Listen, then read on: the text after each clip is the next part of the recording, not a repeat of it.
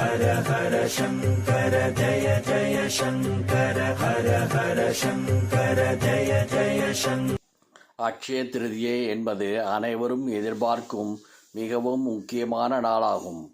அட்சய திருதியை அன்று என்ன வாங்கலாம், எந்த பொருளை வாங்கினால் வீட்டில் செல்வம் சேரும், மகாலட்சுமியின் அருள் கிடைத்து செல்வம் பெருகிக் கொண்டே இருக்கும் என்றுதான் பலரும் யோசித்துக் கொண்டிருக்கிறார்கள்.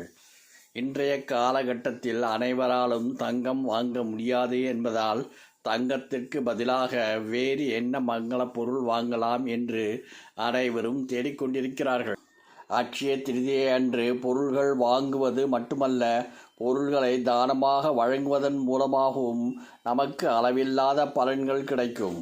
அட்சய திருதியை அன்று சில குறிப்பிட்ட பொருள்களை தானம் கொடுப்பதால் அவற்றின் தான பலன்கள் பல மடங்கு பெருகி நமக்கு நன்மையை ஏற்படுத்தும் என்று சொல்லப்படுகிறது. அட்சய திருதியை அன்று தானமாக கொடுக்க வேண்டிய பொருள்கள் பற்றியும் அதனால் கிடைக்கும் பலன்கள் பற்றியும் தெரிந்து கொள்ளலாம். இந்துக்களின் மிகவும் புனிதமான நாளாக, பண்டிகையாக கொண்டாடப்படுவது அட்சய திருதியை. எந்த ஒரு சுப காரியத்தையும் செய்வதற்கும் புதியவற்றை துவங்குவதற்கும் ஏற்ற நாளாக அட்சய திருதியை நாள் கருதப்படுகிறது. அட்சய திருதியை அன்று என்ன செய்தாலும் குறைவின்றி பெருகிக்கொண்டே போகும் என்பதும் வெற்றிகரமாக அமையும் என்பதும் மக்களின் நம்பிக்கை. இந்த நாளில் தானம் செய்வதும் முன்னோர் வழிபாட்டினை மேற்கொள்வதும் மிகவும் சிறப்பானதாக கருதப்படுகிறது.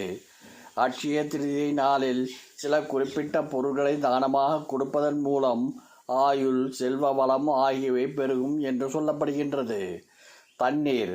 அட்சய திருதியை அன்று அந்தணர்களுக்கு வெற்றிலை பாக்குடன் தண்ணீரை தானமாக கொடுப்பது நல்லது.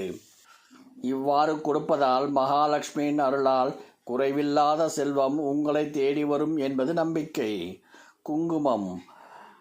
அட்சய திருதியை மங்களகரமான நாள் என்பதால் இந்த நாளில் மஞ்சள், குங்குமம் போன்ற மங்களமான பொருட்களை தானமாக கொடுப்பது மிகவும் சிறப்பானது.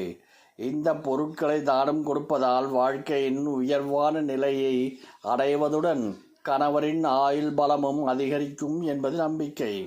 சந்தனம், சந்தனக்கட்டை போன்றவற்றை அட்சய திருதியை அன்று தானமாக கொடுப்பதால் வாழ்க்கையில் அமைதியை ஏற்படுத்தும். அடிக்கடி வாகன விபத்துக்களை சந்திப்பவர்கள், வாகனத்தில் செல்லும்போது அடிக்கடி காயம் ஏற்படுபவர்கள் சந்தனத்தை தானமாக வழங்கலாம். இது ஆபத்துக்களிலிருந்து பாதுகாக்கும். வெற்றிலை பாக்கு உள்ளிட்டவைகள் அடங்கிய தாம்பூல மங்களத்தில் அடையாளமாகும். இதை அட்சய திருதியை அன்று தானமாக வழங்குவதால் வாழ்வில் முன்னேற்றம், தலைமை பதவி, குறிப்பாக அரசு பதவி, நிர்வாக பொறுப்பு போன்றவை கிடைக்கும். அட்சய திருதியை அன்று எவர் ஒருவர் தேங்காயை தானம் அளிக்கிறாரோ அவரின் 7 தலைமுறையினர் நரகத்திலிருந்தும் பாவங்களிலிருந்தும் விடுவிக்கப்படுவார்கள். நீர்மோர்.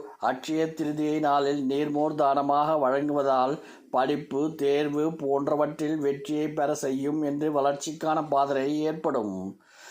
வெண்கலம் அல்லது வெள்ளி பாத்திரத்தில் தண்ணீர் நிரப்பி அதில் பச்சை கற்பூரம், செந்தூரம், துளசி ஆகியவற்றை கலந்து வெற்றிலை பாக்குடன் தட்சணை வைத்து தானமாக கொடுப்பது தானங்களில் மிகவும் முக்கியமான தானமாக கருதப்படுகிறது. விரைவில் திருமணம் நடக்க வேண்டும், பித்ரு சாபத்திலிருந்து விடுபட வேண்டும், குழந்தை பாக்கியம் பெற வேண்டும் என்பவர்கள் இந்த தானத்தை கொடுப்பதால் பலன் கிடைக்கும்.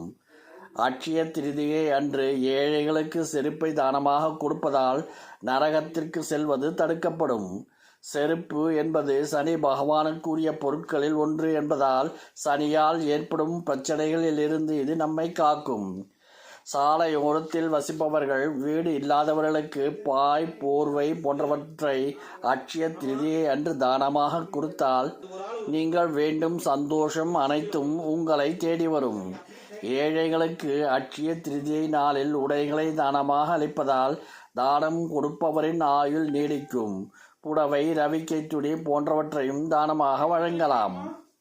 ஹர ஹர சங்கர ஜய ஜய சங்கர ஹர ஹர சங்கர ஜய ஜய சங்கர.